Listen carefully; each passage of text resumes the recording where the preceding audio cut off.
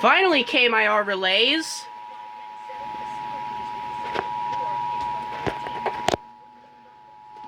Been a decade in which numerous parties have investigated and litigated the case. There has been no finding of wrongdoing or unprofessional behavior by any of the prosecutors involved. Where's the message? Has resigned from the board of at least one nonprofit. I know what to do. I'll just turn on the old TV and see if any other station.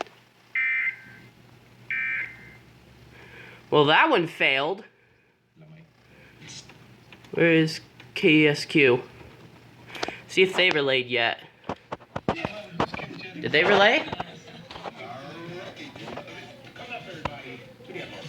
I think they relayed.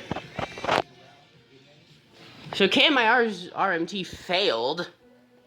Cancer is the ugliest disease mankind Well, has I think. I thought it was unfair. Well then, if KMIR's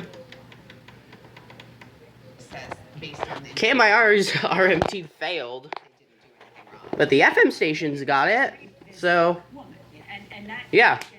After so long, I finally catch another required monthly test. See y'all.